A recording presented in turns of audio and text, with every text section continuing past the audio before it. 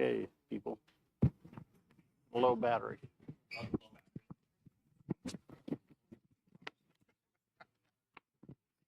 Go out by. Oh, I don't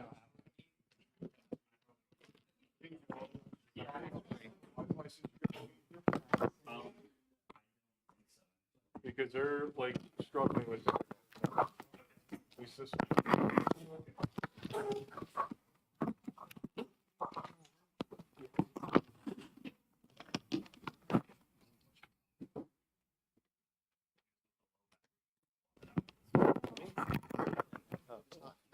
I think it's probably connecting to one that doesn't exist.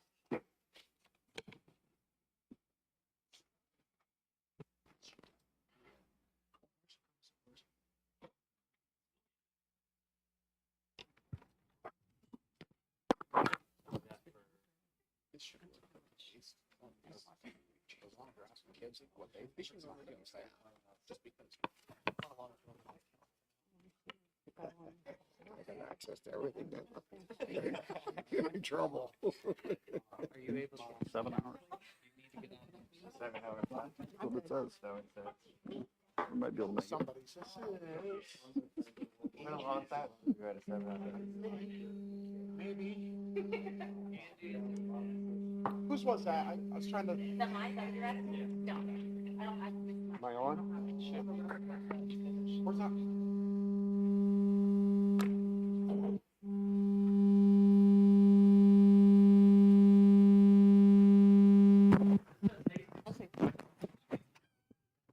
Raven? Yeah. Must have left it here. They were sitting right here in the corner. You should be going. Tell Tony I'm very disappointed. He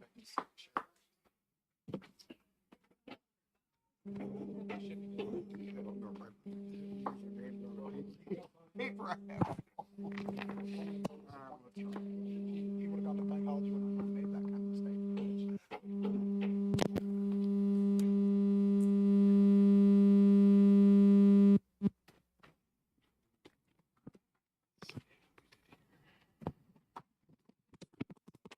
Oh, good.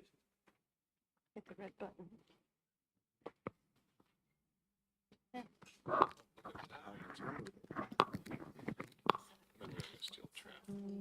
All set? Good? Okay. Okay, we'll call the July 27th regular meeting of the Denture Area School Board to order.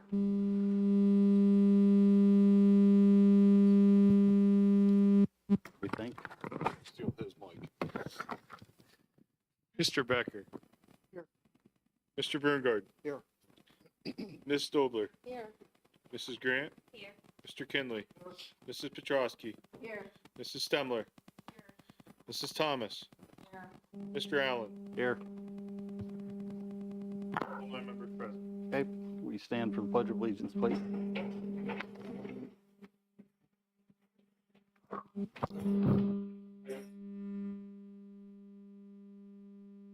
Pledge allegiance to the flag of the United States of America and to the republic for which it stands, one nation, under God, indivisible, with liberty and justice for all.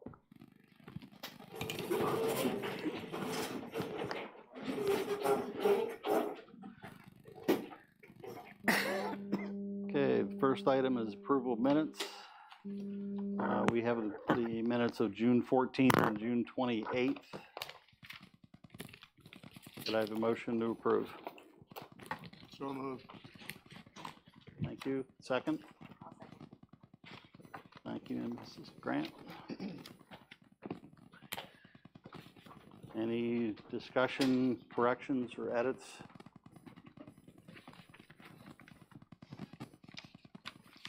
Okay, hearing none, all in favor say aye. Aye. Opposed? Thank you. Treasurer's report. We have the June 2021 investment report and the June 2021 treasurer's report. Can I have a motion, please? So moved. Second? Second. Okay, we have motion and second. Any discussion, edits, or corrections? Hearing none, all in favor say aye. Aye. Opposed? Thank you. Approval of bills. We have bills totaling $5,241,546.57. So moved. Second. Thank you. Any questions, corrections, or edits on those bills? Can I just make a comment regarding the bills? Yep. They are higher than typical. So just to go down through them, the general fund month-end checks, the first number there is 600 and just shy of 626,000. That's checks that are dated for the month of July.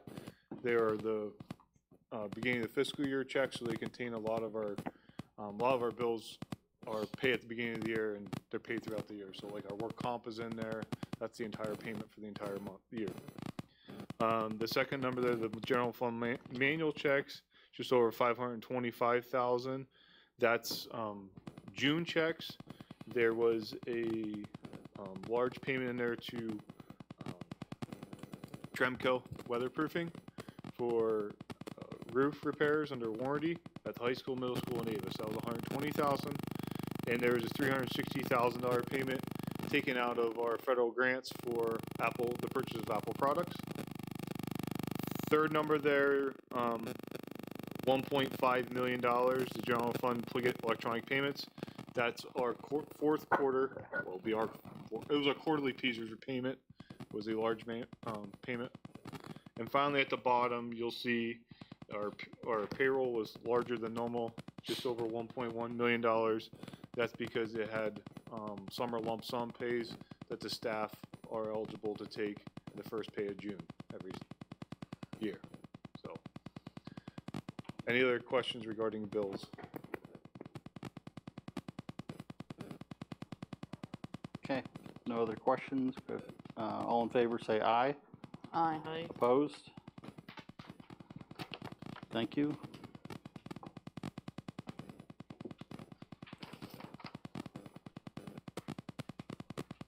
Communications. Sorry, I wasn't on. I do have a letter tonight I want to share with the whole board.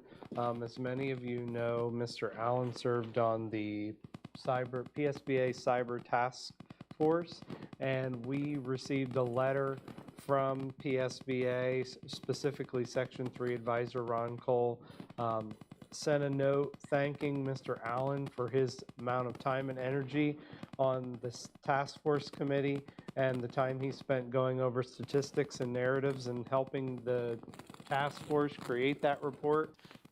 We did talk about, you will see this in the future posted. I'm working on getting a page put together to post that on our website. But I did want to recognize Mr. Allen and his work that he and the committee did on that task force report. Thank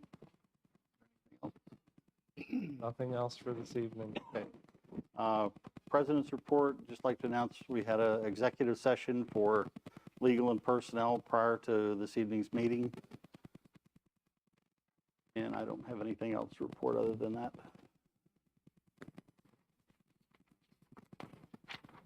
Intermediate unit report. Normally, we don't even have a meeting in July, but we are going to have one this coming Wednesday. So next meeting, I should be able to report something. Okay, thank you. Ah, guys, hear the phone ringing? It's going through my ears. Oh my. Do you hear it? Oh, No. oh gosh. Okay, superintendent's report. I'm going to start this evening by recognizing Danelle Wagner. Danelle Wagner is our representative from ESS, who most of you know as Source for Teachers. Danelle recently was off of work for a medical reason, so she's not able to be here in person. She's going to present from the screen this evening over to my right. Her presentation will be on there so she can control it.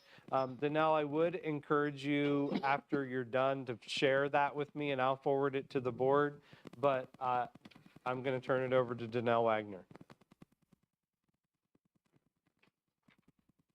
Hi, everyone. Can you hear me? Give us a second. We're going to So- turn it up. You're piped in through the room, but we just need to turn it up in here. Okay, no problem.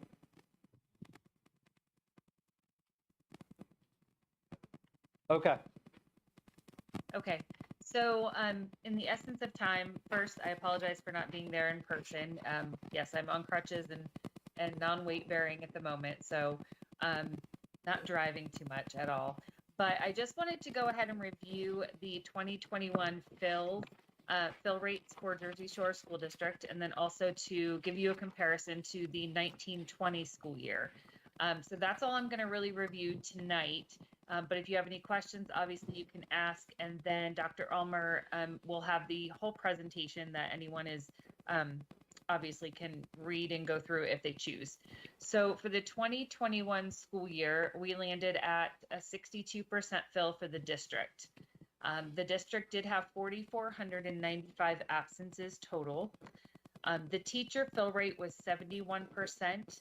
And obviously you can see from the graph that 3,083 of the absences were teachers. The nurses fill rate was 97%. Our long-term fill rate was 100%. Our aides fill rate was 31%. Our clerical was 76%, and our custodians was 43%. So the breakdown is there on the screen that you can see. Does anybody have any questions about that before I go on to the 1920 school year?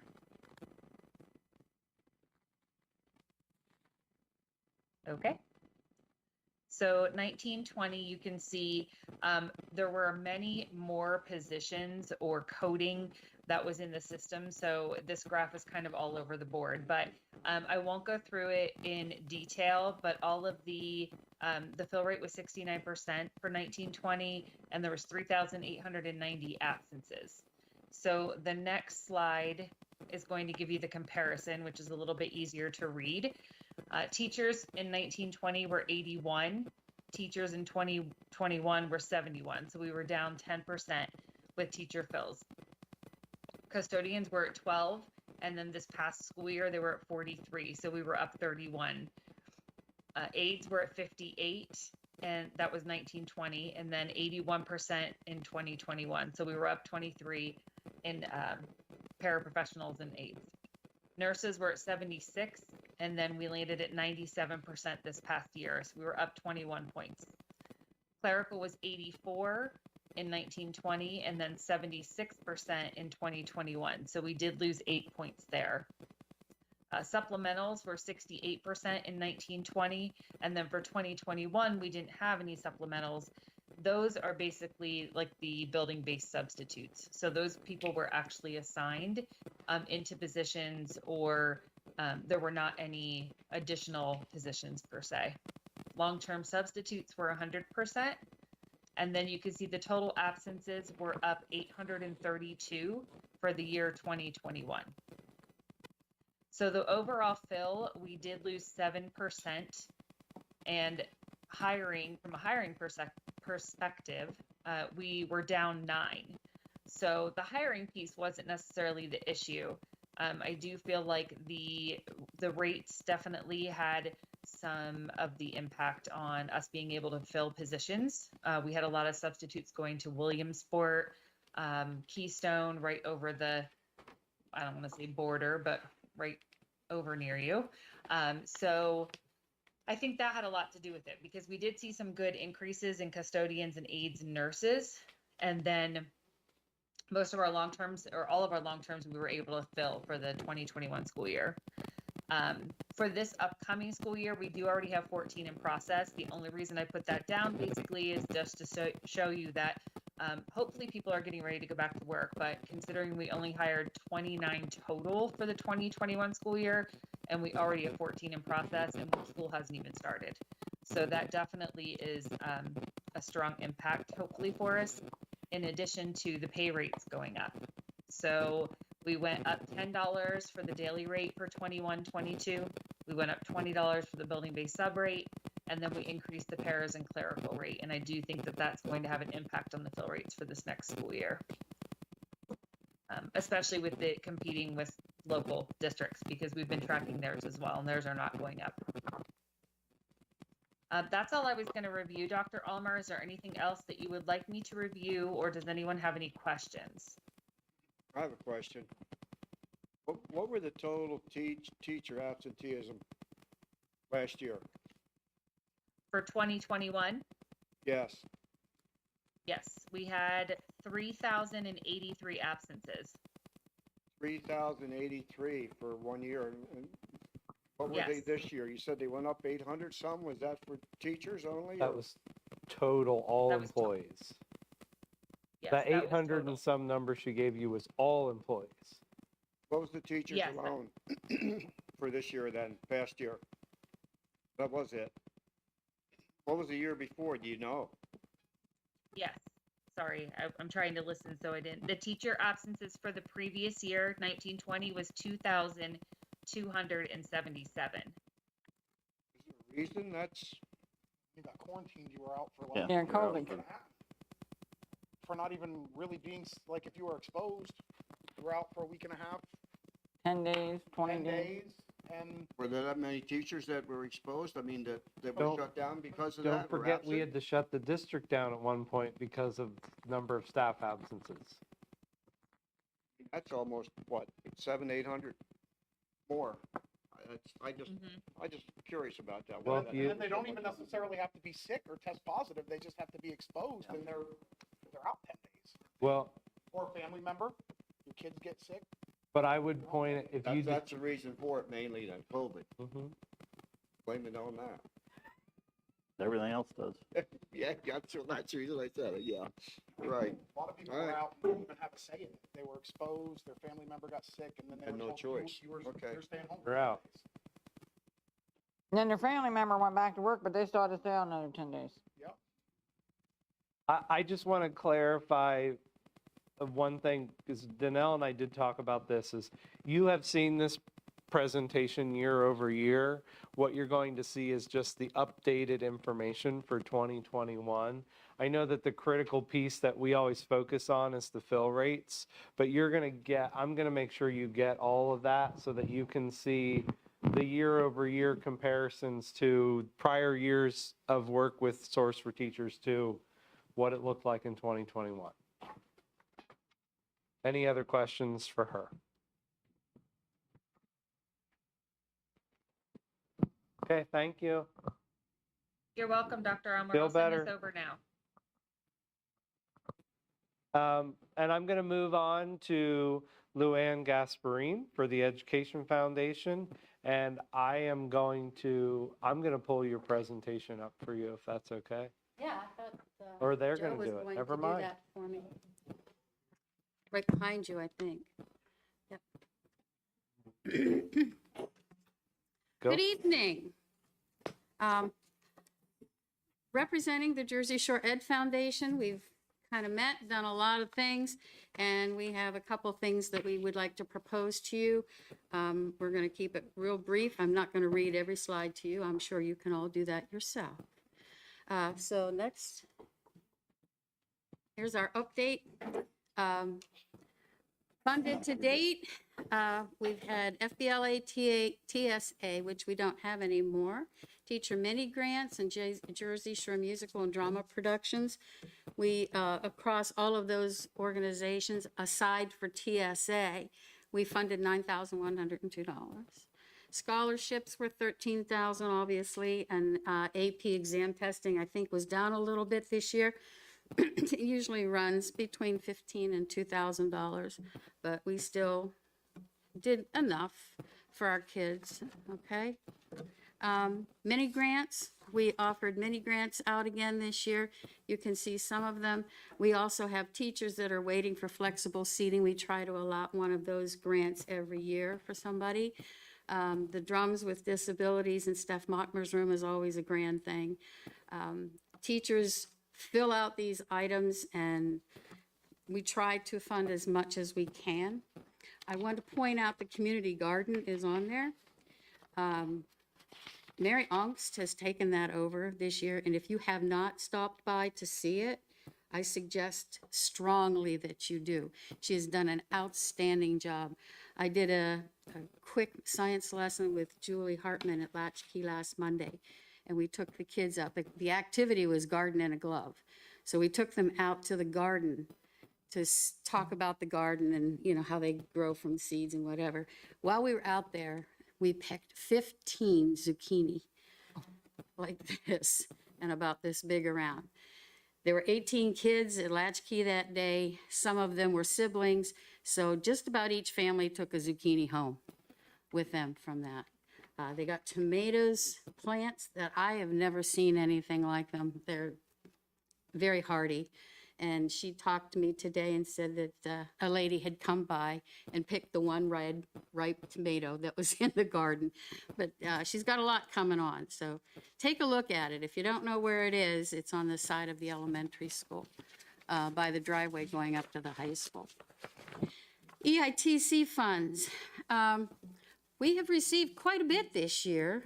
We have projects, some are approved by DCED, some of them are not. Those listings are the ones that we do have. We have applied for additional projects. I don't see why they wouldn't be approved, but then again, I've been waiting for 2 months and 2 weeks. Friday's another deadline for the gentleman from EITC in Harrisburg to get back to me. I'm hoping he calls. If he doesn't, I guess I will call him again, because school is getting ready to start and we need to plan and we need to get this money out. Next, we have received EITC funds from Muncie Bank, Woodlands, UPMC, PPL, Wise Markets, and I have an email from another company called the High Company that is also offering us some funds. I have not received it as of yet. So I guess we're doing pretty good with what we have. We do fund some of those that usually come up every year, as you can see. We have to encumber 80% of our funds for the following year for future projects. We have 2 years to spend all that money. So in essence, from September of last year till September of next year, we have to spend $43,000. I got to find projects to fund it on, to spend it on, okay? We do have a couple fundraisers we would like to propose to you. One is a community education program. We have contacted various individuals who do these activities such as quilting. I used to teach swimming in my younger days. I have no problems teaching a beginning swimming class or a, infants and parents class, or even a competitive swim clinic if we can use the pool. Basically, we have a survey that we're waiting to put out to determine final selections. We have 12 different items, anything from swimming to quilting to art to, I'm trying to think of some of the other ones we had. Sign language was another one, although we have not found a teacher for that yet. Right about now, we have volunteers to teach all of these, so our costs will be minimal other than just supplies that we might have to buy. We do have liability insurance, so we should be able to cover any of those issues that you may have. And whatever we charge for the classes, hopefully will offset the costs and at least generate a little bit of income for the foundation itself. So that is one fundraiser that we would like to do. Another thing we have is I was contacted by one of our principals about an individual at the elementary school who has a disability, and We don't have any type of adaptive play equipment for our handicapped or disabled students at any of our elementary schools. So we have been in talks with Mark, and Jen contacted Play World. Bottom line is that we were looking at an adaptive swing for Jersey Shore Elementary Playground. The cost of the swing is about $1,000. However, the pathway to put it in is a 40-foot pathway. It's a rubberized turf type pathway to the tune of about $10,000. And the reason I'm bringing it up now is that through our foundation, initially this whole cost was about $5,000, which we agreed to commit $5,000 for it. But then when we got the price tag of 11, we kind of like gasped and, well, wait a minute, because we weren't going to bring it up until we had secured all of the funding that is needed for it. So right now I'm letting you know, I'm putting you on notice. We have already received a little bit of funding from the Kiwanis Club. We got $2,500 from the Lioness Club in Jersey Shore. So and that's also private donations. We've been getting some checks, personal checks in from various individuals too. So right now, I think we're up to about, what, 8? And I 5, got, 6, 7, I got 8. another one today that you don't have yet. Okay. There you go. So, and I know we have a couple other requests out. Some other organizations have contacted me, to which I sent the request letter and the appropriate paperwork, such as our tax numbers and all that kind of stuff. So we're hoping before too long that we should have all of the funding for that. So I'm putting you on notice. Don't say you haven't heard about it yet, because you heard about it, okay? That we would like to install an adaptive swing at the Jersey Shore Elementary Playground. Should we run over and not only make our goal of $11,000, in a conversation I had with Mark Wall, he showed us another portable adaptive swing that we may be able to fund at, we figured Avis, since Avis, I believe, has the intermediate unit class out there, and of course it would then definitely be used out there. So again, I'm putting you on notice that it's there. What else? Next, we also submitted an EITC grant to PP&L for equipment for the middle school STEM classroom. I submitted a grant for $6,000. Knock on wood, in the last 3 years we've gotten pretty close to whatever we requested from PP&L. So hopefully we'll have, I won't know about this until November, but hopefully we'll get another input of funding from PP&L for middle school materials for the upcoming STEM classroom that we have coming in up there. And I'm not, I'm not sure about the other instructor for Family and Consumer Sciences. I see it's on the agenda for this evening, but I have not gotten anything, any requests or anything that we might need for that classroom too. I did submit that as a project to EITC. I'm waiting to hear. So, okay. There we go. We've committed mini grant monies to help fund some of those. Other than that, we do have a web presence. We have a Jersey Shore Ed Foundation page. You can switch, which is, if you just Google Jersey Shore Ed Foundation, you'll come up with it. We do have a Facebook page. God bless Janet Shields, because I don't like Facebook. I can't figure it out. No matter what I put on, it doesn't work. But she's really good at it, and so she's been keeping us updated with that. Okay, anything else? Facebook, or thank you for everything that you've done for us over the years. I'm hoping that we can continue to assist the board and the district with any capital projects funding that we might encounter, or if you have any ideas for projects, please let me know. We'll be happy to explore, you know, what we can do for the district. Questions? Okay. How is the pathway, how are they doing the pathway? It is a special type of pathway. It's called tough mat. And it has to be put down if I remember it correctly, it's like 5 foot wide with a gravel and it's well drained so it doesn't retain a lot of water in there. And then on top of that, they have a fill and then they put this like rubberized mat that's on top. The easiest way I can explain it, if you have not been to the Waterville playground up in Waterville, that's what's on their Play World material out there. It's pretty neat. I took my own grandkids down there and Felix likes to climb on everything, and I would not be afraid of him falling on it. It's cushioned, but yet it's sturdy enough to get a wheelchair, you know, around and things like that.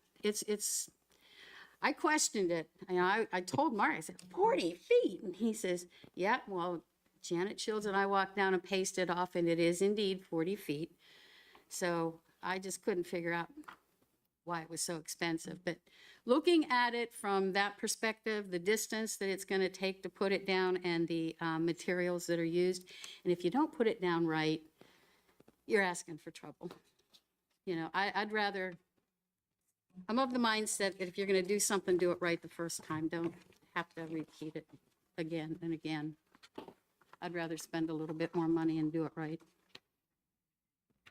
Anybody else? Well, I just have a comment. I saw you had $43,000 to spend. Yeah.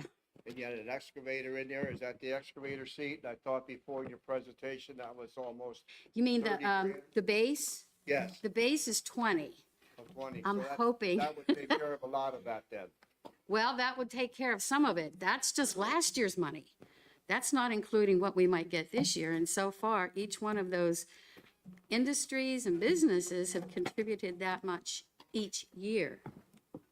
So if we have another 43,000 coming in, we need to get stuff online.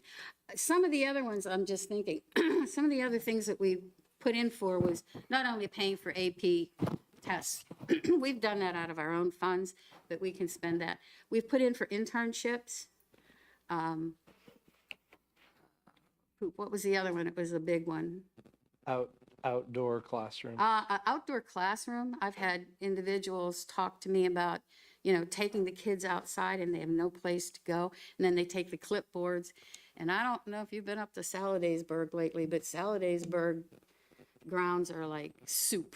You know, you don't dare put a kid on the ground because he'll come up with a wet clothing from the waist down. So, I mean, if we could get something similar to, if nothing more than a pavilion or a pad or some kind of picnic tables with umbrellas, something to provide some shade. Plus, they don't have air up at Saladaysburg, so it's best sometimes to get the kids outside. You get a little bit better attention when they're not as hot and sweaty. But again, outdoor classrooms can be put anywhere. They could be put JSE, Avis, Sal. I've taught in outdoor classrooms, and I almost would prefer them over an indoor, especially when the weather is amenable. But I think back to Mr. Brungard's question, the one thing that you heard Luann say that we've struggled with is that money can only be spent on an approved project. So Right. we have to go through the process of writing it up, sending it to the state, making sure it's an approved project before we can spend the money. So that's kind of what's holding up spending some of that, Yep. is her getting a response of what we would like to spend the money on. I would like any kind of a response from them, even if it's negative at this point. You know, the last time I talked with Mr. O'Donnell, it was May 14th. I'll get back to you in 2 weeks. I sent him an email on July 14th and said, you know, it's been 2 months since we've spoken. He replied the next day that I will get back to you in 2 weeks, which happens to be Friday. So I'm going to be somewhere in Nashville on Friday, expecting that phone call, and if I don't get it by 3:30, he's getting one from me. I hate to be a pain, but sometimes I have to be.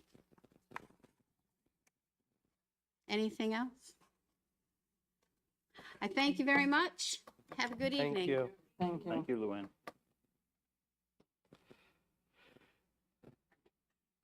Serena Henry to talk about golf.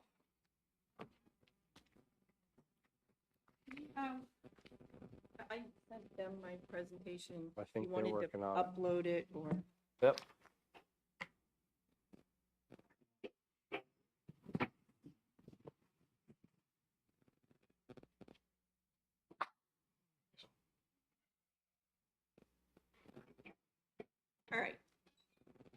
Good evening. I'm here because you guys have questions about our golf program. Okay, Dr. Almer came to me with some questions that you presented him, so I'm going to quickly go through this and hopefully answer some of these, then I'll come back and answer any questions we generate. How's that sound? We've had golf. We've just never had enough numbers to pursue hiring the coach and putting the team back with a roster amount here. For the last 5 years, we've sent one name to PIAA as a rostered golfer for our district. They have attended the district playoff game or match that District 4 provides, either by qualifying with other matches that they've brought their numbers in to qualify for, but we have been in that presence, just not in a lot of numbers. Currently, right now, when I look at my family ID registration program, we've got 6 registered golfers ready to go for August 16th. So that puts us in Division 1 within the PHAC schools. That you can see nearly all the Division 1 schools. There's, with us participating, that puts 16 out of the 19 PHAC schools participating in the golf program sponsored by PIAA.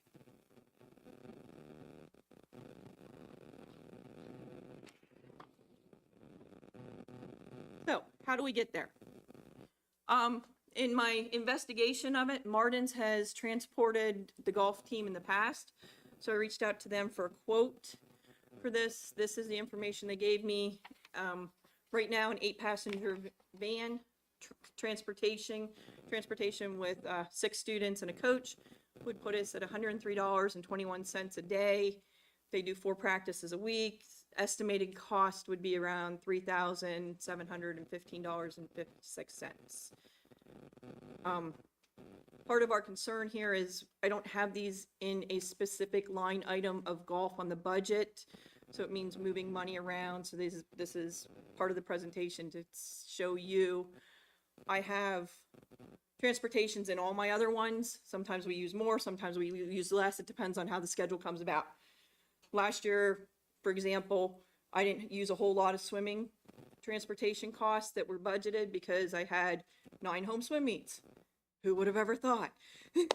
So you never know what the season's going to look like. And, you know, if we have another COVID time or something, that frees up some transportation monies from other sports that can be pulled to cover this cost without adding into the budget monies at that point.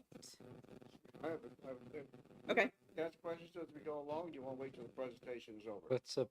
I only have 10 slides. We're on number 4, going into 5. Do you want to hold them, or do you want to? Okay.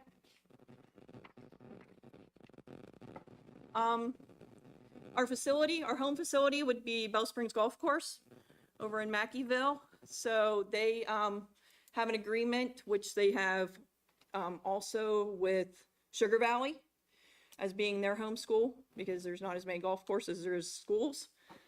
That would be, and they built all their schools for $850 for an annual cost for the use, for events, for practices, and for anyone who participates in our golf team gets their summer's practice time at the course for free, with that intention that they're on their golf team for the season. So it's a little added benefit for those golfers to enjoy summer practices, preseason kind of thing before coming into the season.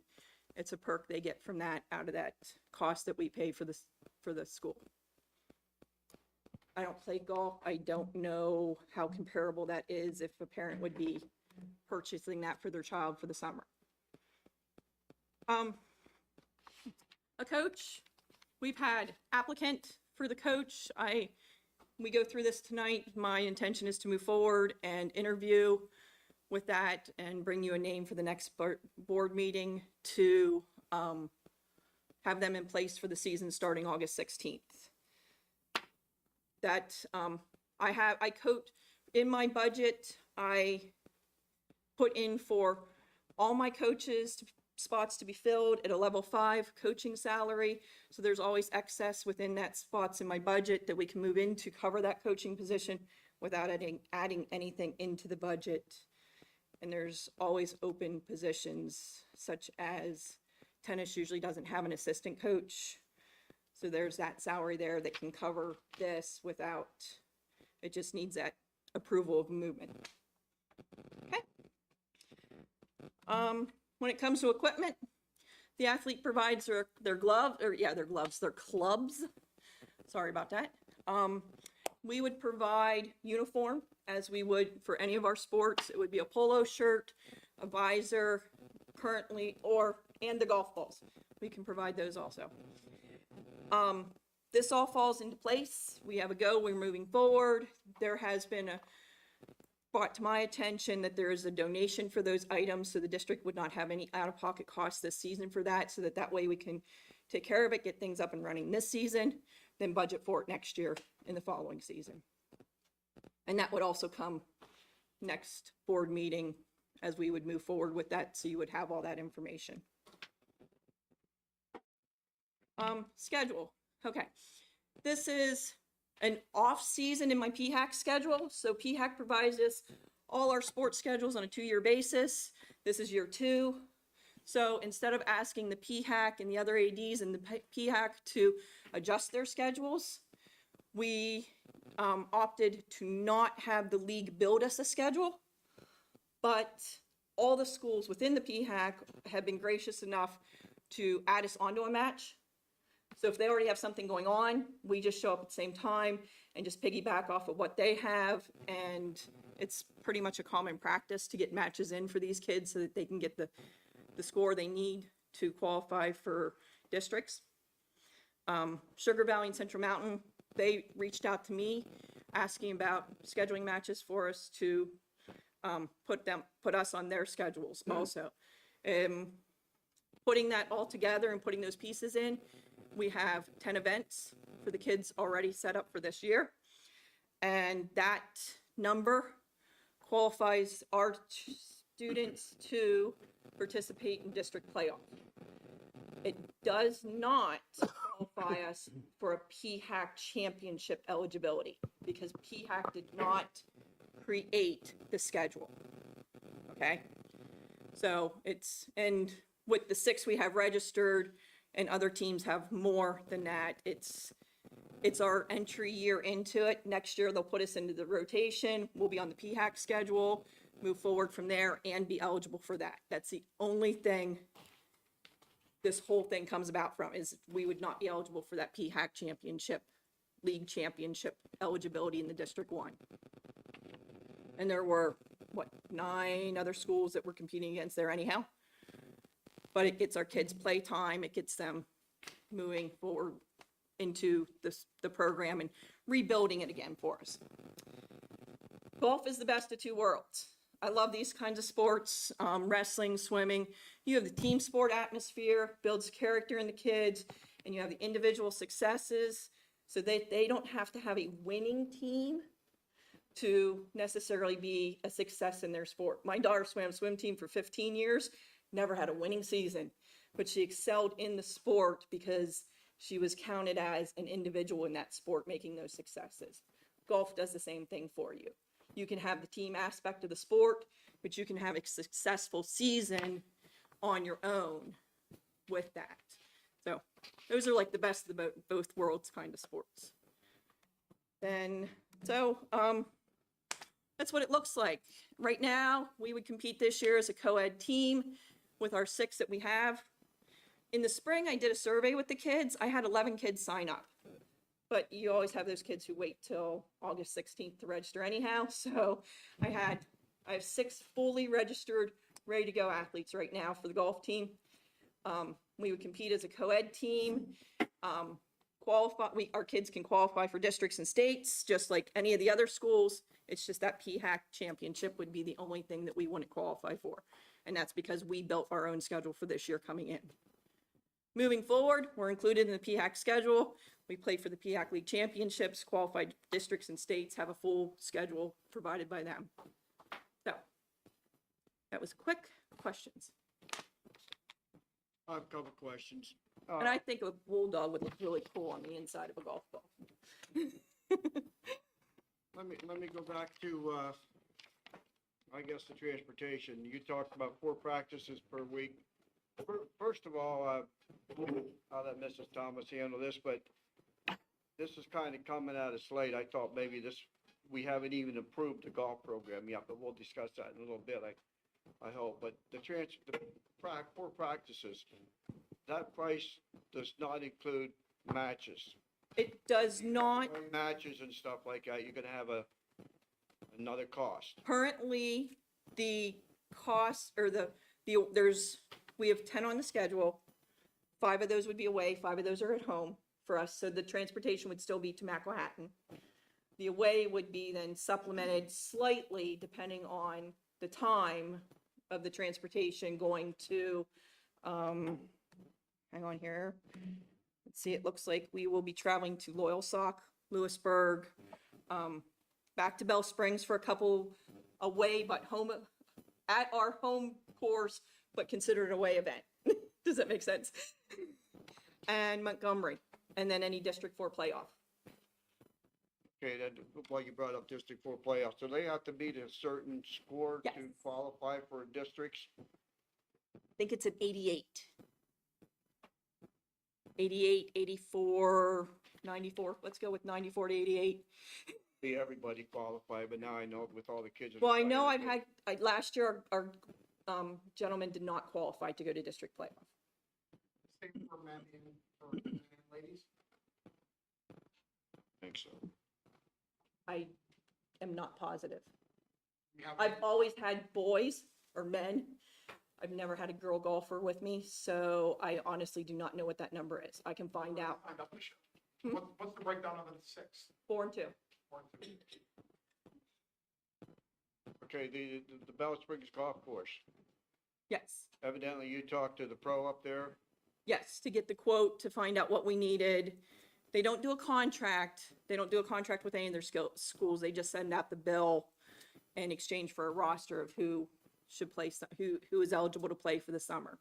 I guess my next follow-up question is, why did you not contact, or did you contact Clinton Country Club? I know their prices are a little bit lower. Were they contacted at all? Is there a reason you went to Bell Springs? We Is it- went to Bell Springs because Keystone Central uses Clinton. So you didn't even contact Clinton then? I did for a not. price? I did not. I would think it would be a little bit closer, a little bit less expensive for traveling and stuff. But, and I understand the other reason for going to Bell Springs from, Williamsport uses White Deer, and then in Williamsport, Loyal Sock.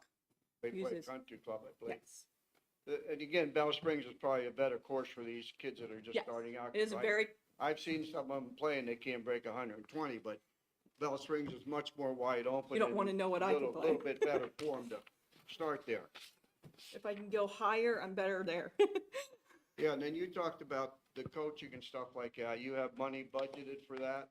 I don't have it specific line item for golf. I do have coaching salaries that we can move to pay for that golf. And you have a lot, you seem to have a lot of excess money lying around with the. My budget world that is we just very did. fluid. Do you know what the coach, you know what the salary will be for that coach I do. offhand? I have a picture of it. A level 5 would come in at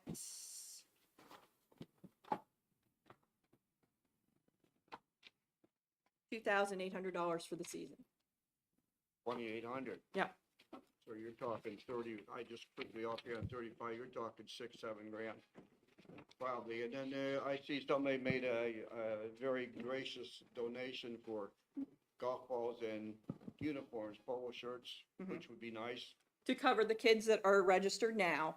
And then my new budget coming up next year would cover having a stock set of uniforms for these kids. And I see the job was also advertised in the paper. Do you have applicants already? Yes, I'm planning on, I have everything in order to, I get to go. I'm calling for set up interviews. How many applicants do you have? I have one. One. Do you have a resume I- from that person at all? I can send you that resume. I would, well, maybe send it to Dr. Omer Yes. tomorrow, and then he could, Board member needs to be part of that interview team. Yes, yep, I have that, yep, you have his application. yes. I can send it His to or you. hers, I don't know. I can save the time. I don't want to make any promises out Kind loud of, since and I it's should not, say that you have their application. until you give me the yes, I don't want to make any promises out loud of, who's getting in an interview. Okay, then you'll see if Dr. Omer gets that Yes, application in the morning, Hope they're please. not listening. And I'm running up the line a little bit. I can stop in and I'm curious. Keep out of it. I'm done I'll send it Now. to the whole board. for now. Now that Mr. Brungard's done with his 100 questions, anybody else have any questions? I do.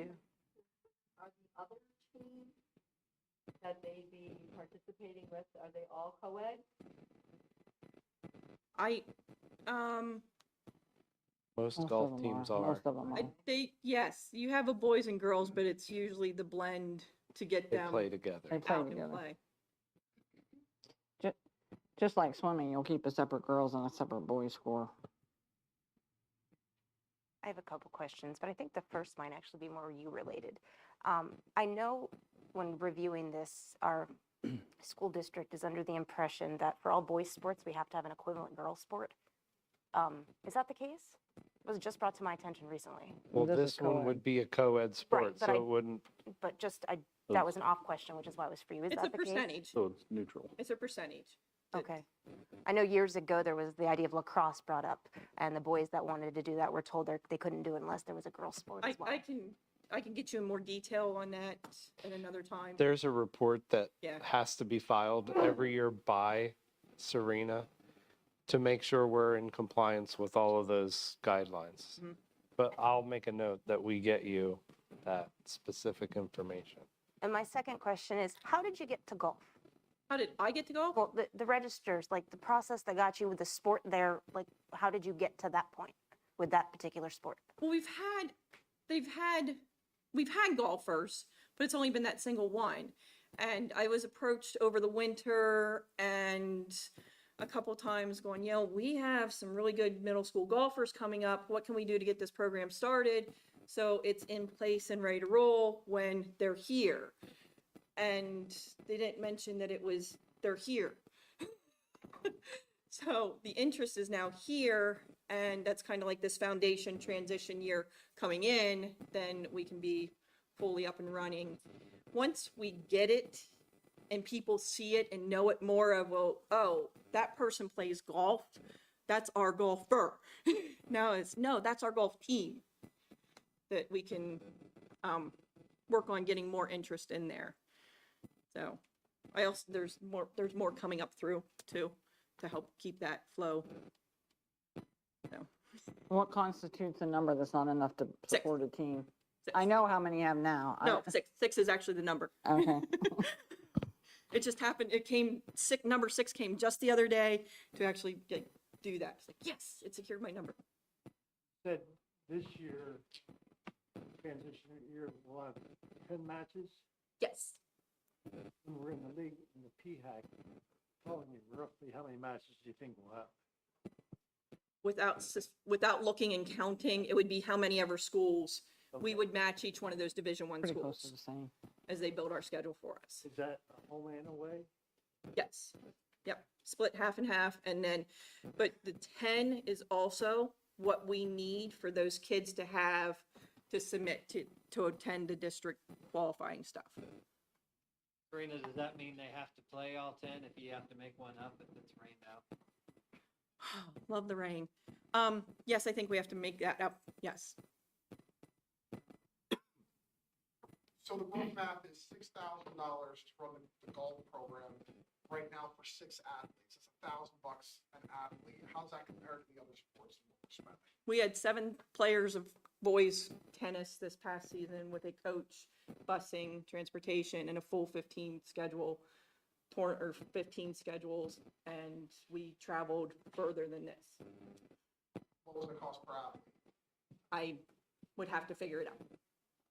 Just need to really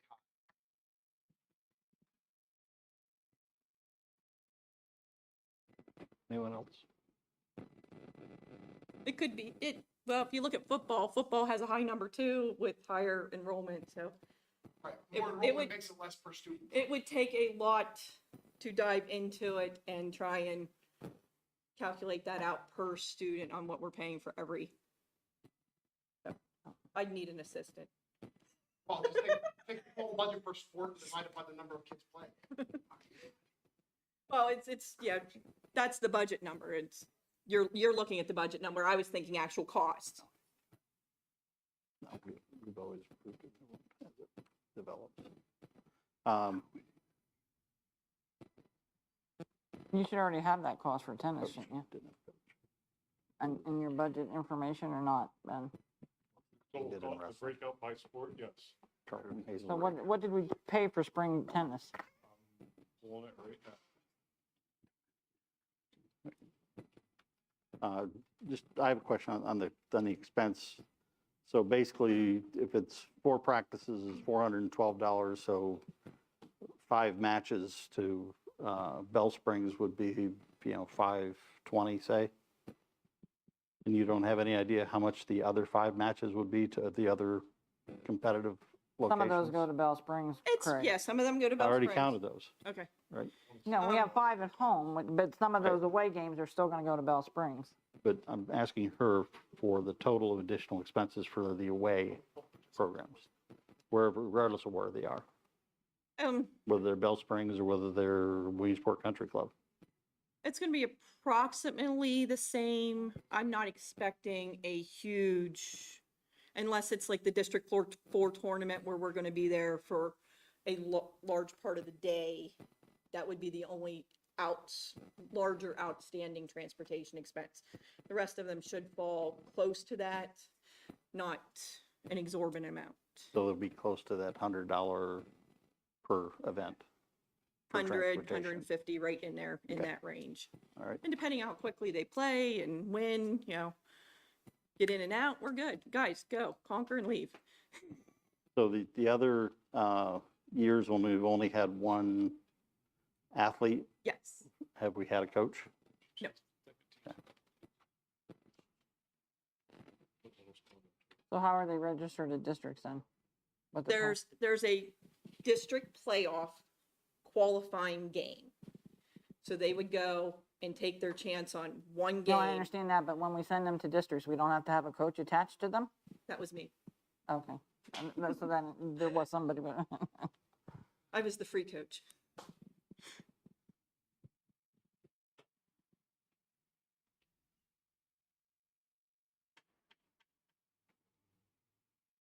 Okay, cut it awful short. I cut it short. I was told. No, to. I mean, turn it around and approval coming in on our first match is the 16th of August.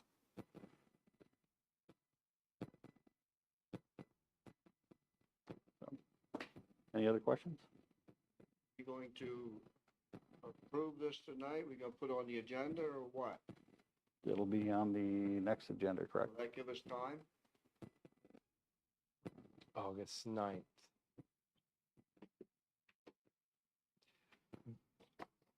Which would mean that you would be approving golf and the coach. Is that what I'm just You'd making almost sure I have to. understand my. Yes, Yeah. you would almost have to. The Yeah, season we starts August Can't approve the 16th. sport until we have the coach with that number of students. Almost have to approve that we're gonna have a golf program first.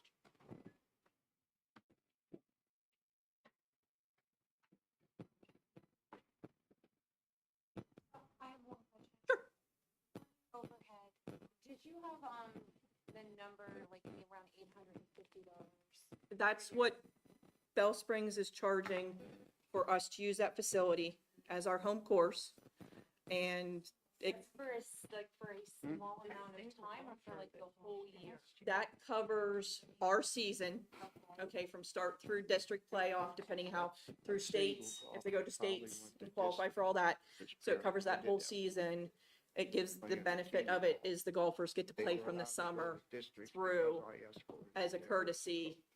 That's what I wanted to ask you. So when would be the actual start, in essence, of when they get to play?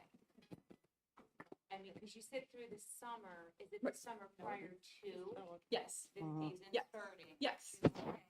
So the kids could technically go there in essence, yes. every day of the week, if it was available, if We should- Bell we need to Springs go said, to those okay, sessions 'cause she- even without a coach, they can just go and Yes, play. yes, that's the practice. intention, yes. Okay, that's Yep. what I thought, I just wanted to make it 100% Yep, clear. to give them that open door to come, Correct. you know, if they come to me and I have that family ID registration and say, okay, this is who I have interested, you know, this is the option they have to do this. They can play all summer and decide they don't want to play, or they could play and go, oh my gosh, I love this. Okay, Does Bell Spring require an adult with them or no? Not for that summer session. Very good Okay. information. But once the season officially starts, the coach has to be Yes. there. Wait. Have a. All right. My hearing Thank aid you. down. well, I wanted to hear what she had to Okay, I didn't say, know I you think were it'd be beneficial for all of us to hear it, so, and then I have one follow-up question. Okay, to do you that. want me to explain that over again? Probably. Not a We were listening. Okay, so the $850 we are paying Bell Springs gives us our home course at Bell Springs. That gives us play there from the start of the season through state playoffs if we have state qualifiers, okay? If we don't, we finish our season early. If not, we extend it the whole way through. That covers us for our entire PIAA season.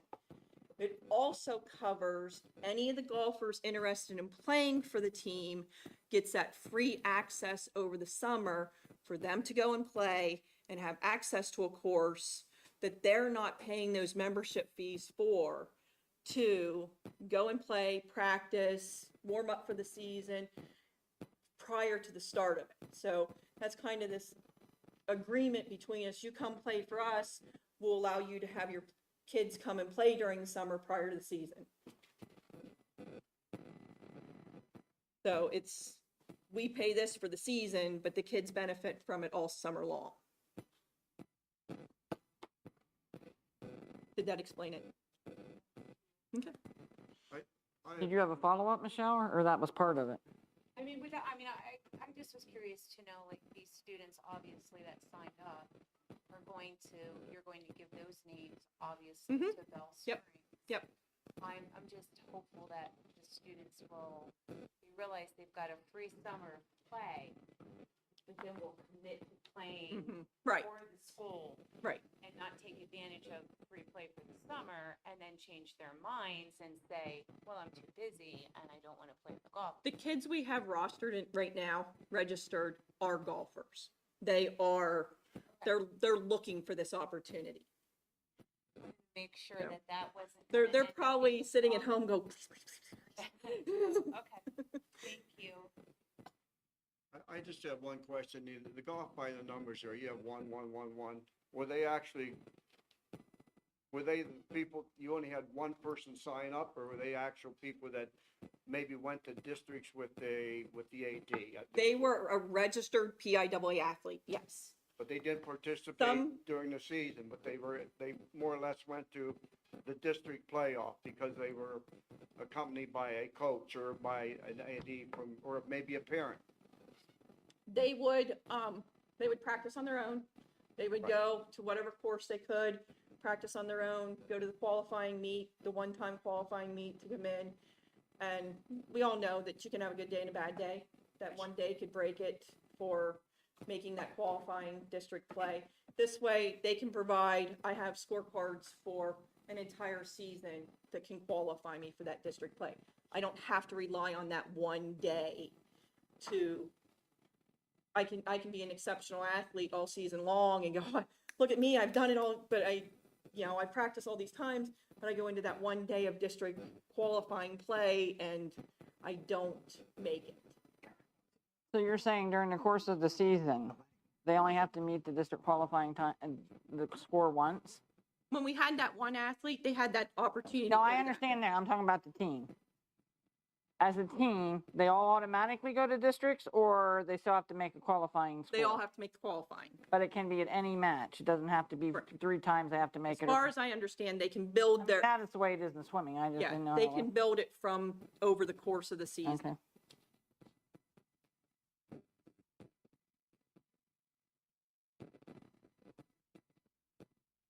Any other questions for Serena? Okay, thank you. Yep.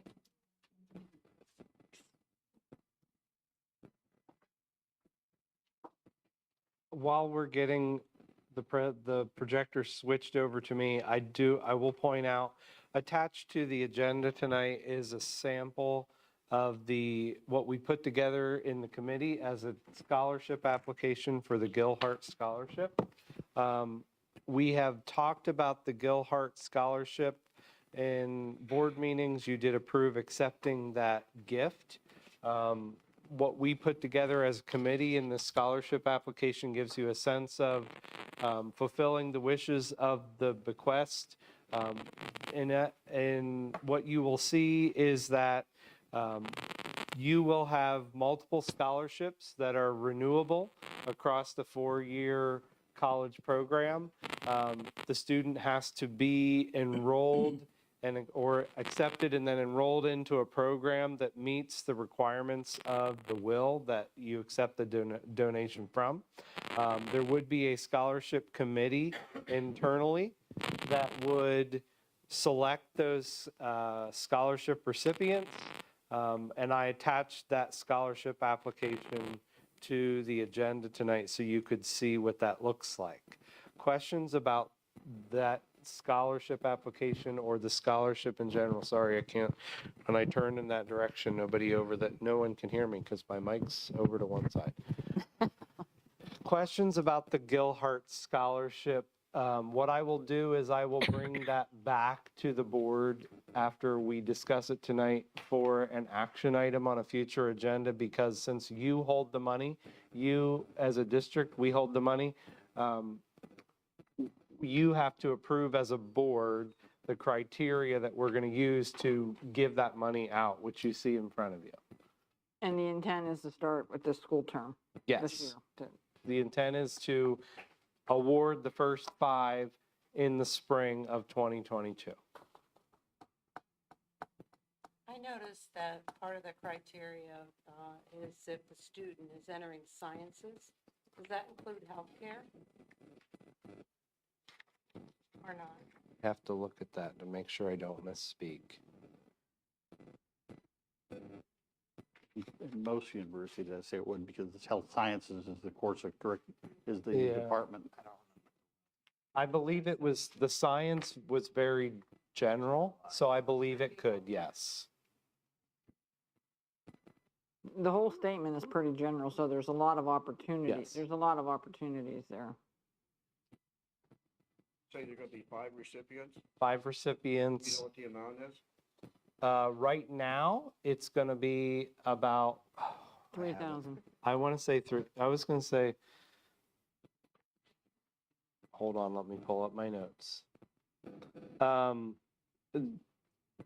One thing we will have to be upfront about is that since they are renewable, one of the conversations that the committee had was we have to make sure that the amount of money that the scholarship account will make annually can support 4 groups of scholarships so that we have enough money to give out each year. I believe it's $3,000. I think you're right. So they'll get that for all Yep, 4 years. 3,000. So they would be able to renew and get 3,000 each year. So each student could get 12,000 for college.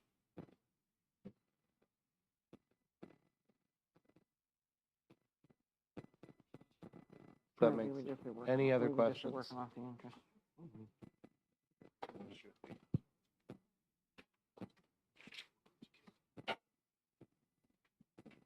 Okay.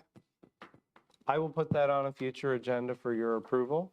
I'm going to move on to the Arp Esser Grant. As we get into Esser 3 and 4, there is now another set of language. It still falls under Esser funds, but these funds are what was in the bill called the American Rescue Plan. So you're going to hear me use Arp Esser because it's still elementary and secondary school education relief, but now it's from the American Rescue Plan. I refer to it as ESSER 3 and 4. There's two separate pockets of money, and you'll understand why in a second.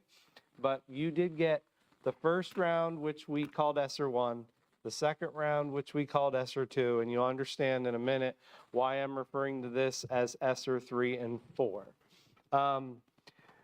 There are two buckets of funding. The ESSER 3, as I refer to it, came directly from the federal allocation. So when the federal government gave that money to the states, it said, this is for schools, how the state divided it up. They couldn't take anything away from it. So that is the third round of funding, went directly to schools from the federal government, and I'll get to the amount in a second. The fourth round went from the federal government to the Department of Ed.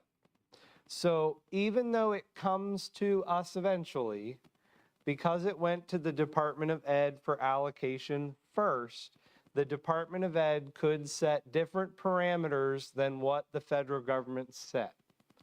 So you're going to see as I go through this that even though that's coming from the same bill, it's the same bucket of money, when PDE tips the bucket out, they tell us what we can water. That's a good analogy.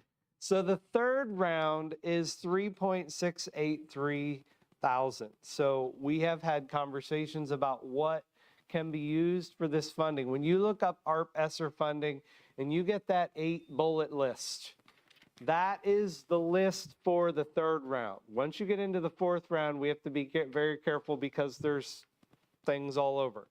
Remember that we said in this third round, 20% of it must be set aside for learning loss.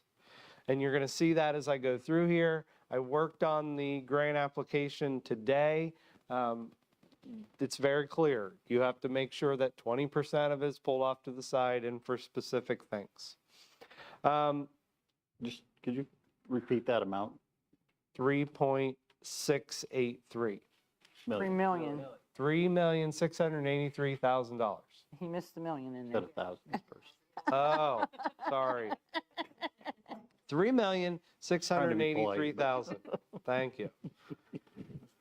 So there are a couple things that we already had in motion that are going to continue with this third round of funding. So in ESSER 2, that is where we put the money for our JSAL facilitator and secretary position. This funding, because it was awarded later, we can use for another year. So essentially what I did from the beginning is positions that were already ESSER funded, that would have been grant fund ended on fall of 2023. We now can fund those two positions for another year.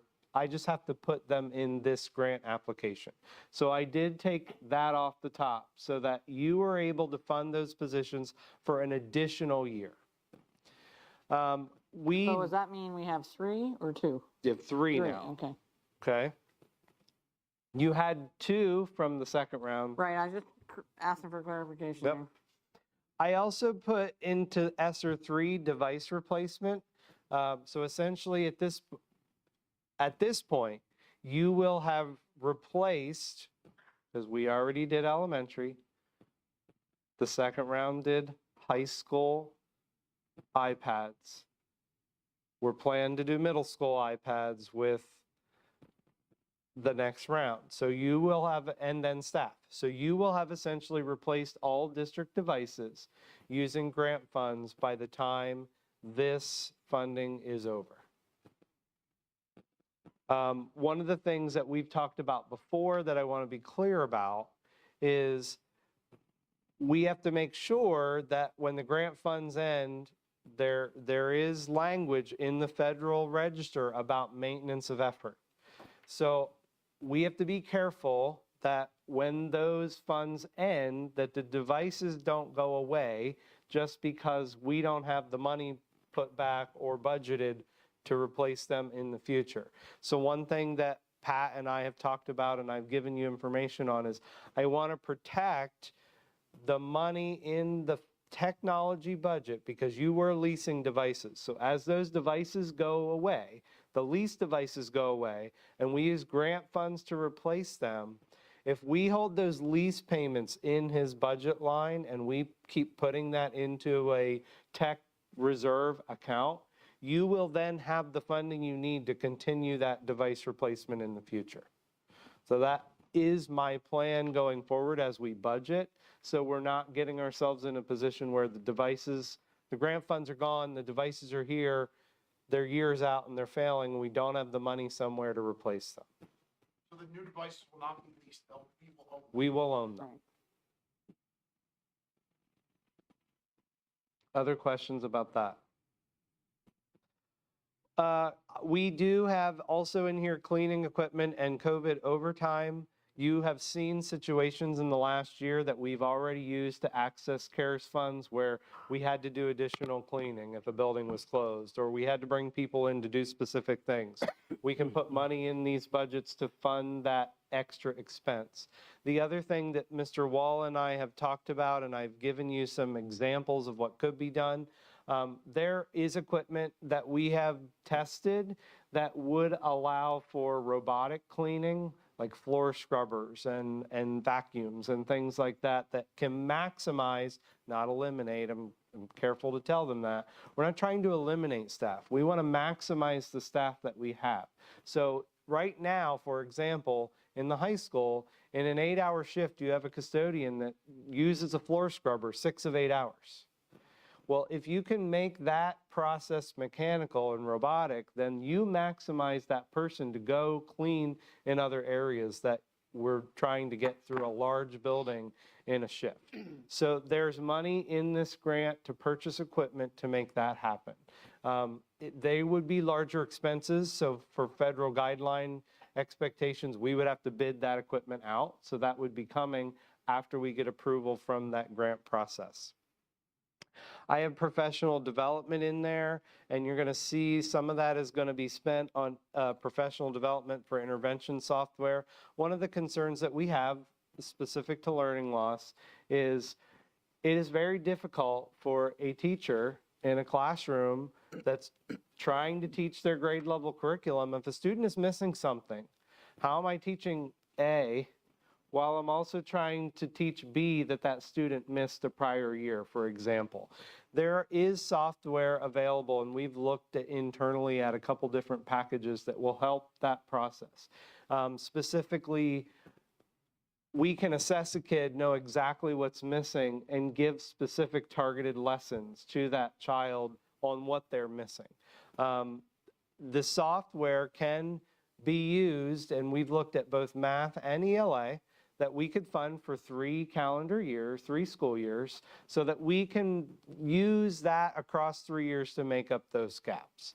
That would come at a cost, which would be grant-based. It would also come with needed professional development, which is why you see grant funds in there as well. Some of those programs that we've looked at, the professional development is over time, which is what we want. We don't want to train the teacher how to use it and walk away. We want to train them how to use it, come back and check and make sure they're using it correctly. And there are companies that we've talked to that will help us through that process. So that is in here. Additional PPE supplies are in Brian, here. will those be accessible at home? Yes, Those it is intervention software? web-based. Thank you. It can also be used outside, good point, can be used outside of the school day. So when we are running those after school and summer programs to help kids catch up, we can be using this program, and they can continue from school year to after school to summer and continue to make up those gaps. That was one of our expectations, is we want it to not just be something that they have to do when they're sitting in front of a teacher. Other questions? PPE supplies, that is so we can continue to purchase as needed, gloves, masks, things that the nurse may need, like gowns and aprons and those types of things. If we have already purchased with grant funds, but I'm continuing to put a little money in this grant so that we can purchase going forward as we need. We've talked about AmeriCorps staff because those people would be providing interventions to students. We can use our grant funding to pay for our contribution to that program. I will provide the board more information as I have a meeting with the STEP AmeriCorps program. I think it's next week. So I'll have more information after that program. But essentially, that is a federally funded program, but there is a district contribution. We had talked about using those people for things like lunch duty where you already struggle to fill positions, and we have dedicated salary dollars, but we would like to put our contribution into the grant funds. That way, we're not trying to pull away from what we're already doing to provide additional human resources. And as we discussed in capital projects, we can use this money for HVAC and air quality upgrades. So there is in the grant application $2 million for HVAC and air quality upgrades across the district. It requires a separate grant application inside the system to use that funds for capital projects, but I did already start that and I'm almost completed with that, waiting for a couple things. And then that entire $3,683,000 is what you see on this slide. Questions about that? The AmeriCorps staff, longevity of that, is that a year or is that 2 years? We can do that for the 3 years of the grant. So that's what this money here is? Yes. Okay, 3 years. And those people are, now they're, somebody could take it for a year and then we'd have to work with them to get somebody else, but it would be funded for 3 years. Other questions? ESSER 4, this is again that bucket that's coming from the feds to PDE, and then they're putting their own strings on it. That's $286,257. I already said this is coming from the Department of Ed, and they have taken, for all districts, the amounts are percentages of the total. So what I did for all of you is I took their percentages and I broke it down so you could see what has to be spent in each area. So we have to spend $106,000 on specifically on learning loss. That has to be after school and summer programming. So what I did was I took the after school programming that we had already put into ESSER 2, which remember we talked about after school programming for the high school and the middle school. I added another year to that and I added days of the week. So originally we had budgeted to do that 2 days a week in each building. And I think for 4 staff each day. What this money will allow us to do is extend it to 4 days a week instead of 2, give us an extra year, and we added a staff member to each building. So instead of 4, you'll have 5. You already have an after-school program at elementary, so this would add high school and middle school, extend it beyond what we had already discussed. And it requires summer enrichment. So PDE is specifically requiring summer enrichment. You see that $40,800 there. That has to be spent in summer programming. So as we go into 21-22, the principals and I will have to plan summer programming to spend that $40,000 across the next 2 or 3 summers. So are teachers going to recommend to parents? Is that how it usually works? Like, we think you could have a benefit from to go into the summer learning program, or is it something kids voluntarily sign up for, or parents demand that their children be there, so to speak? Like, how does that work? I would say all of the above. Right now, you've heard Mr. Armbruster talk about the Bulldog Academy in the middle school, where students who are struggling have more time in the school day. They have an hour every, they don't run it all year long. They run it parts of each marking period as they see students are struggling. This would extend that to the entire school year, 4 days a week. So if we saw a student struggling, we wouldn't wait until halfway through the marking period and recommend they attend the Bulldog Academy for the rest of the marking period. We'd start immediately because we have it every day for 4 days a week. Okay. That makes sense. Parents could ask for it. We could recommend a kid. The other thing that we've added to the funding is transportation. Right now, there's not transportation for that program. We are adding, in this funding calculation that we did, there's transportation also involved. So if a student needs help and a parent can't get there to pick them up, there's also transportation built into here so that we can take some of those barriers away. I guess I was just thinking along the lines of if you added.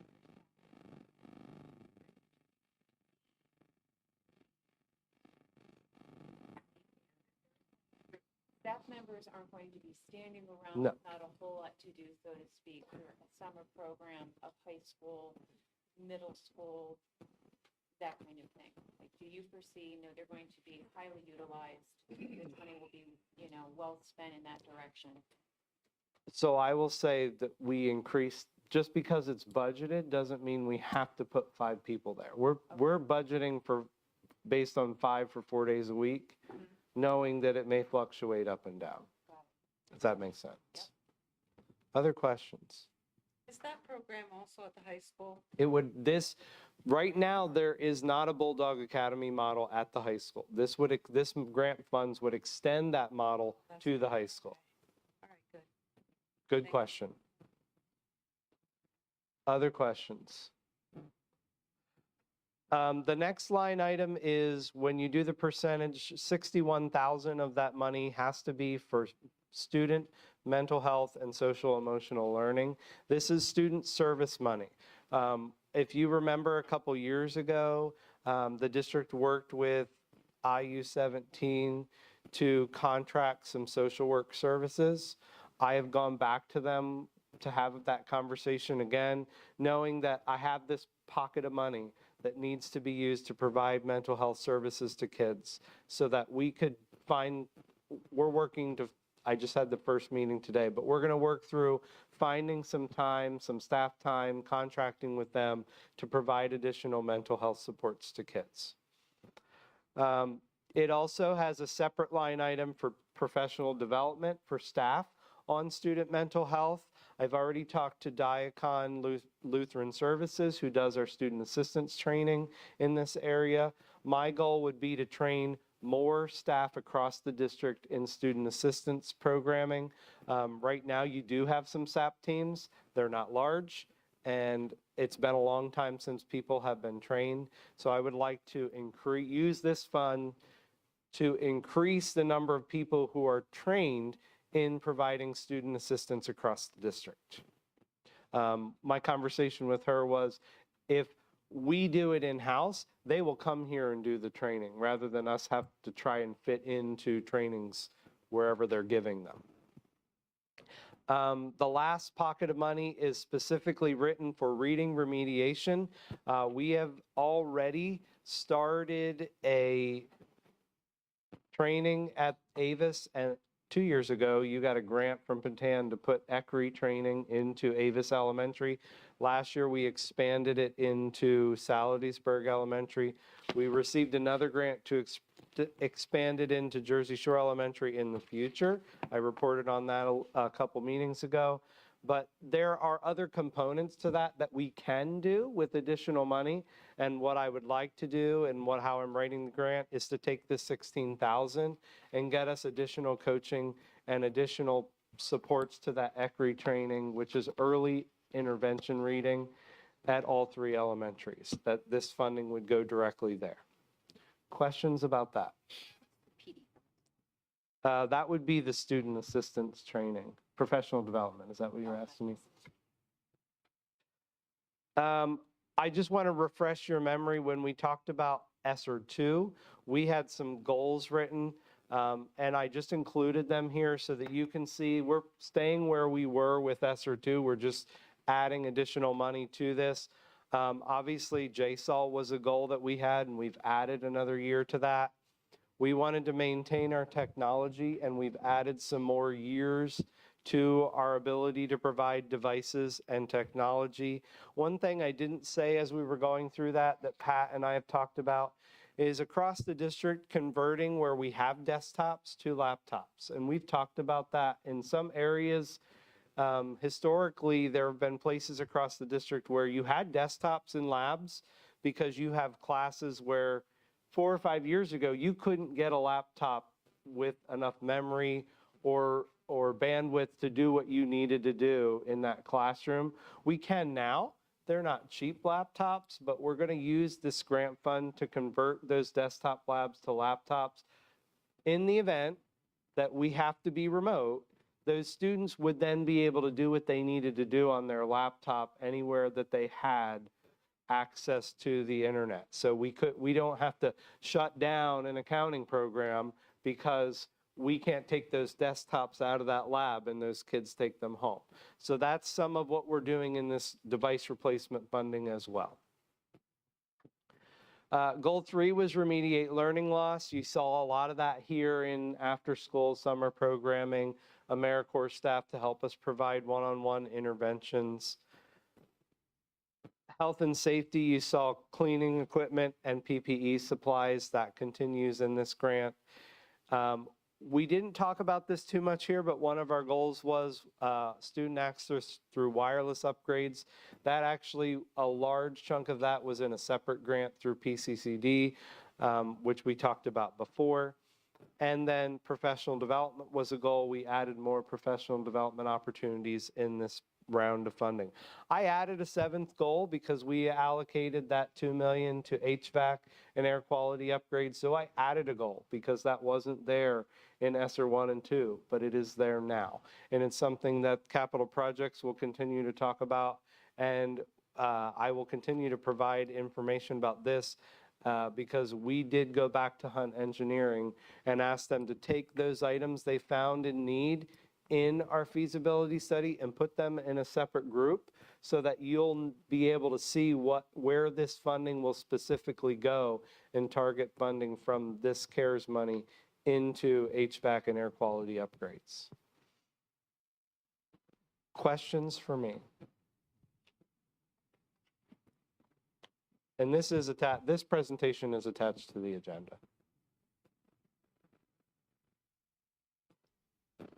And just a comment for clarity, that HVAC money does not take care of all of it.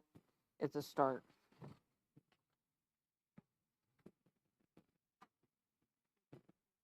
Thank you. And 2 other things, I just want to provide an update on my report. Speaking of Hunt Engineering, they are working on a couple things, taking that HVAC and air quality upgrades out of the full report, so it's a separate section. You'll see that when you get their presentation in August. That's one of the updates. They will be in front of the board in August to go through the report and the feedback from capital projects. One part of that feedback was taking those things and putting them separately so that you can see what you can do with that $2 million. They are working on the utilization study. I provided they just got to me over the weekend with updated maps of all buildings in their software so that Dr. Dady and Mark Wall and I are working on identifying each space and telling them specifically what grade levels are in which space so they can look at what we're using current. They're not, right now they're just getting what are we doing in each building. That's what we're working on now. You'll see more of that as they present it to you in August. And then when they present in August, they are anticipating getting feedback from the entire board on what you see. So they'll provide you a report, they'll show you what they've done so far, and they'll ask for your input. And then finally, I want to update you on reopening schools because I know it's a hot topic. I just want to make sure that everybody's clear where we are. We are not wearing masks. And our health and safety plan says only if we are ordered. We are not testing kids. I did have a conversation about, I know there's some rumblings out there about the state providing funding to do testing in school. I am not a healthcare provider. That has been my answer from day one. I will be happy to point out where Geisinger, Jersey Shore is.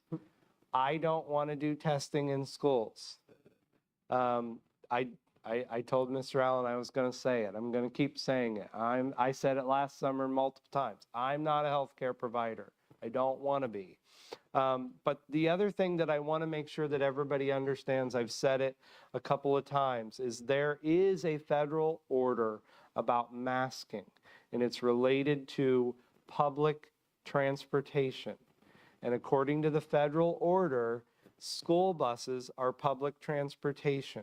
So even though we are not requiring masks in school, and we've already said that in our health and safety plan, there is a federal order requiring masks on public transportation. So if you ride a city bus, if you fly on an airplane, if you ride a mass transit train, you have to wear a mask. That also applies to school transportation. So I would encourage you to advocate to your federal legislators. If we don't have to wear masks in school, we shouldn't have to wear masks on the school bus. But right now, that order is still in place, and our health and safety plan does say we will comply with orders. Questions about that? So That particular order sunsets on okay. 13th as of right That's Nobody good. knows if they'll get That's good information. What your solicitor said was that order will sunset on September 13th unless additional action is taken. So it will go away as of September 13th unless it's refreshed or deleted prior to that. I do have one follow-up question. Do our buses carry extra masks? I can imagine how many situations we're going to run into with problems. Yes, and we provided them last year too.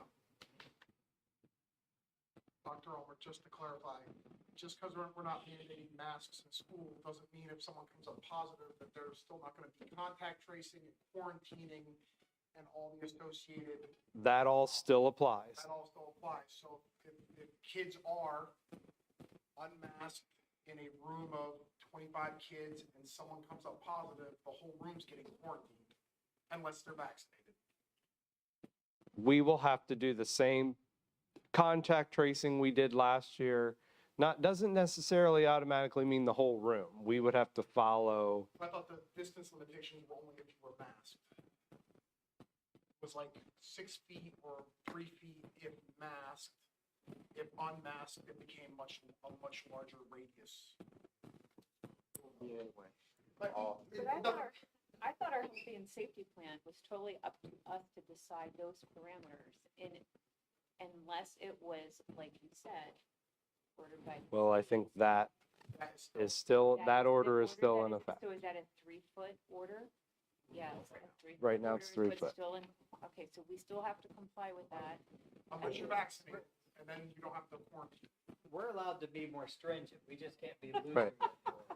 And what we're saying, we're not being more stringent than anything that we've ordered. I do want to mention that Susquehanna and Martin's were both very gracious last year. I offered to supply masks and they took care of it. So I do think though we're going to probably have to help them if this order is going to end up being in place for the first 2 weeks. I imagine we'll have a lot of people masks.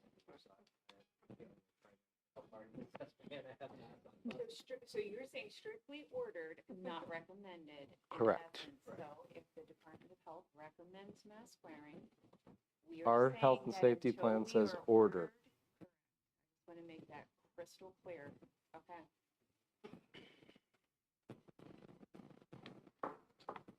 Other questions? Right. Thank you.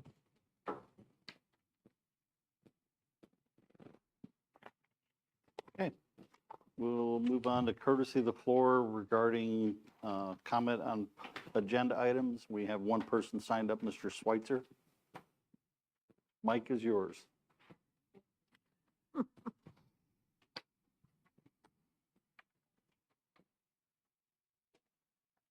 I'm interested in the student data facilitator, student data coordinator position. What student data are we talking about? Is that a dumb question? I don't think so. So right now, that person is doing all of our registration. We're Okay. adding Okay. registration to child accounting and all of the Pennsylvania information management reporting we have to provide to the Department of Ed. What about enrollment? Well, that would be included as well. That'd be included. That include then the monthly enrollment report that you do now and the annual report that you send to Harrisburg in October. Correct. That would be included in the duties of this position. Mhm. Okay. And just to make it But there, and I simple, read we the have job a description. person doing that now, but she's retiring, and this is the name for the replacement position. Oh, is that? Yeah. I see it's So we're not $43,000 Yeah, position. we're not adding a position. It's not going, that's not an Act 93. Yeah, it is. It is, but it It's an already Act- It's exists. an Act 93 Right. position. Okay. All right, thank you.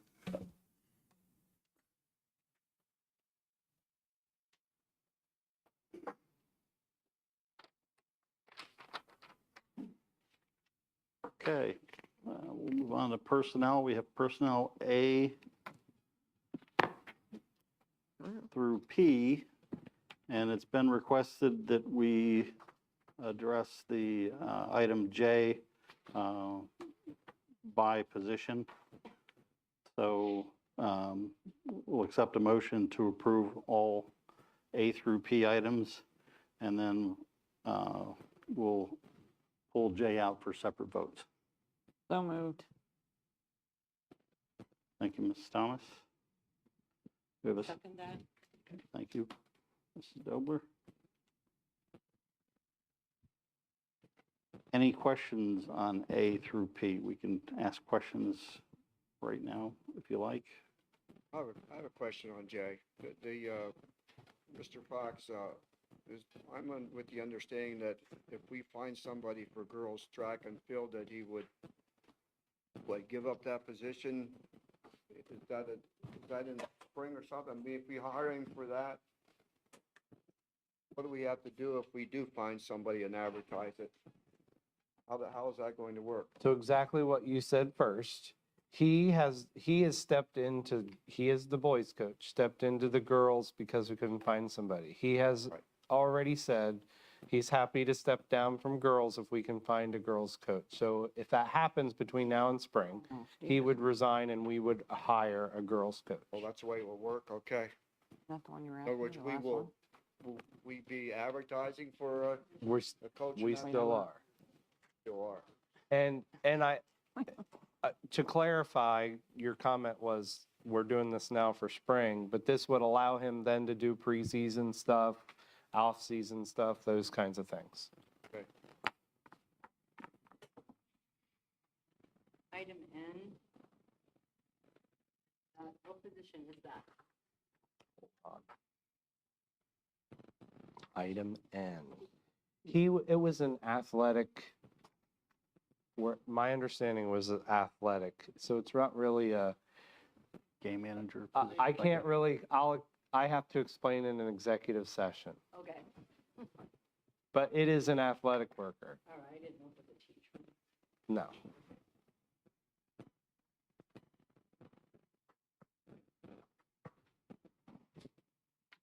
Any other questions or comments on A through P?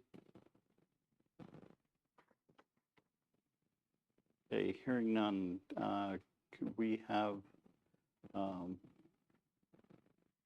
all in favor of A through I and K through P? Say aye, please. Aye. Aye. Opposed? Thank you.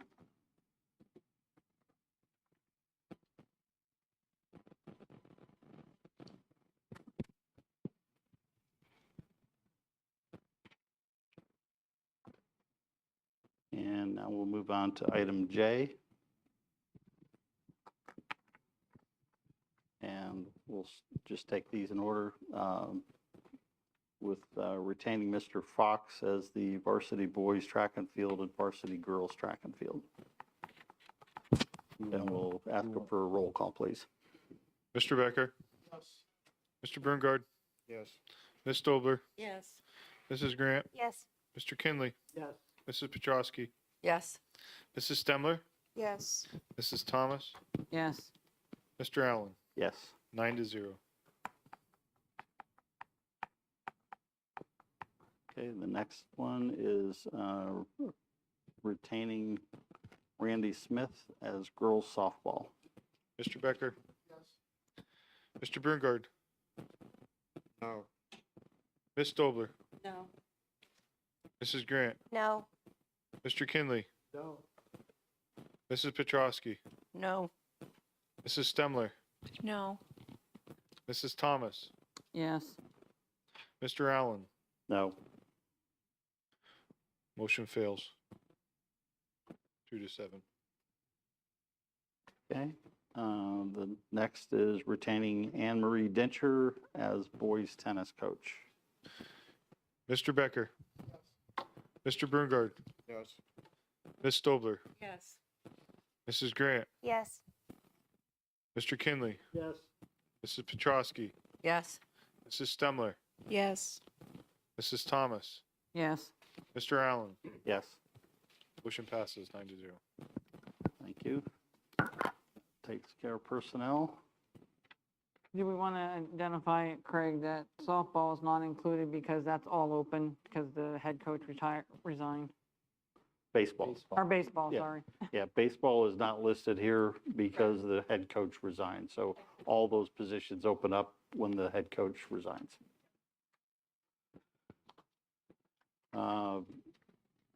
Miscellaneous, we have A through I.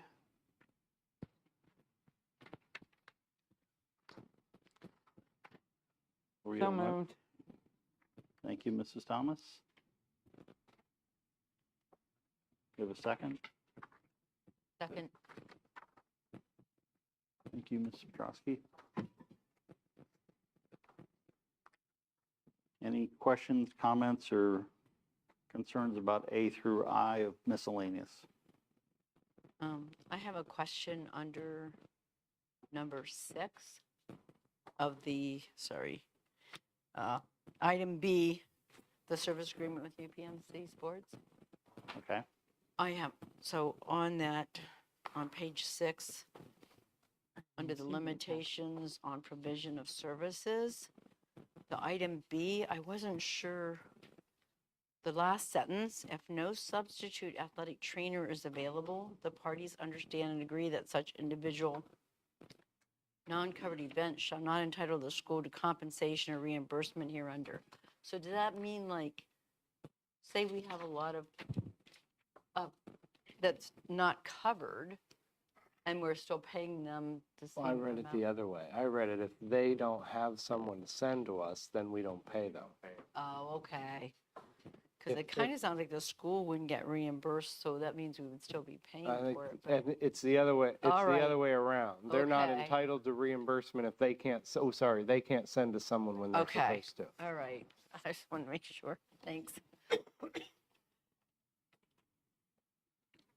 I have a quick question. I missed A when I was going through the agenda. Can you just brief description what that is, please? So you have in your policy, a student who has been enrolled in Jersey Shore, who is in their senior year. If they move, you have to approve to allow them to stay here and do their senior year and graduate from Jersey Shore. Similar to, and other things in the policy, you're not obligated to transportation. The parents have to agree to that, but you have to approve them to stay in that scenario. So that's why this is on here, that there is a family who is moving and the child is going into their senior year. They want to stay and finish and graduate from Jersey Shore. They would have to agree to transport, but it requires board approval. And they don't have to pay tuition. Mhm.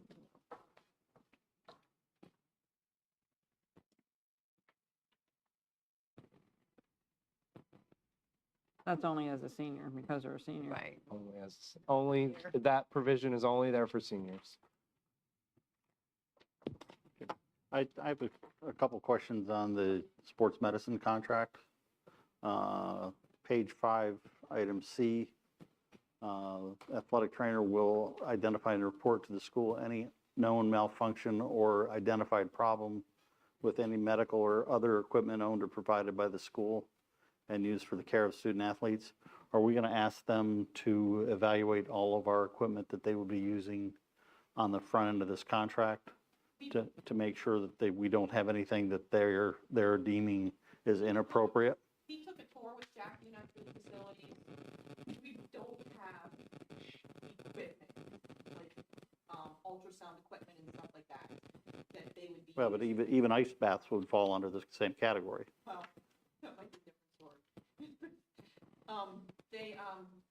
He's looked at the facility to see if there's any recommendations, so, there were no concerns when we walked through. Yeah, because it's kind of one of those, speak now or forever hold your peace type of thing unless something breaks. And then certainly we want to know about it then, but. And to bring it to our attention, if something breaks, Right, we right. replace what needs replaced when it needs replaced, or, have intentional faulty equipment. Right. kind of thing. Right, but I just want to make sure that everything we do have meets their approval in its current state. I mean, we can't be required to have every possible piece of equipment for athletic training in the world. Actually, they bring some equipment in that benefits our program from what it is now. Page 7, item B, recommendations, the athletic trainer concerning a student athlete's injury are advisory in nature, and it's recommended that the student athlete follow up with the physician of his or her choice regarding any injuries. We had a student a couple of years ago that our current athletic director deemed not eligible to compete, even though their family physician told them that they could compete. So this seems to contradict that.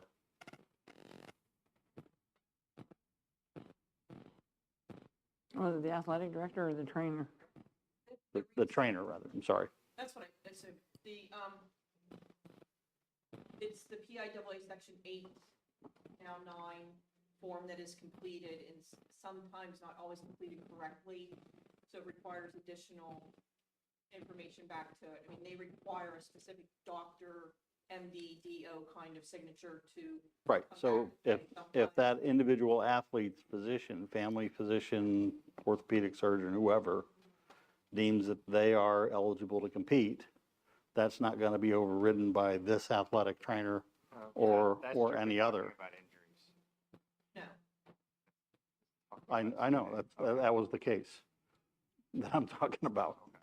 But I think PIAA says that a medical doctor does override an athletic trainer, doesn't it? Yes. That's what I thought. Yes, and that's what that form is. That's why. Yeah. The doctor has to sign that form, the doctor, Mm-hmm. MDOD. Right. To get them back into it. Exactly, right. Back into. So they're the ones who have the final say. Some facilities try to sneak through the PA to sign that. And then Oh. that's where there becomes a problem. Well, it was signed, but it wasn't signed by the proper initials kind of thing. Okay. Okay, thank you. That's all I have on those. Thank you. So any other questions on miscellaneous? We have a motion and a second. Oh, we did. You- Didn't we do a motion in a second? I did, I said we have. So if there's no further discussion, all in favor say aye. Aye. Aye. Opposed? Thank you, everybody. Courtesy the floor on non-public, non-agenda items. Does anybody wish to speak on non-agenda items?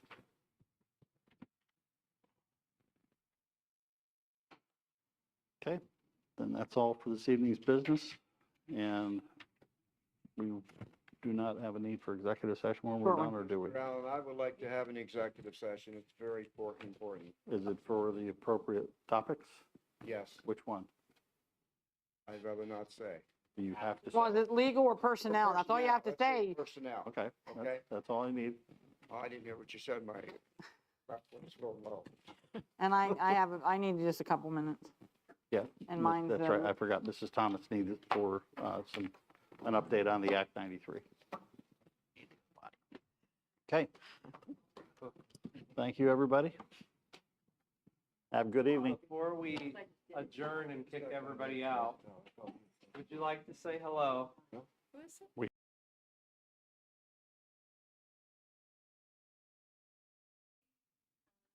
high school choir director and some middle school general music as well, and I am thrilled to be here.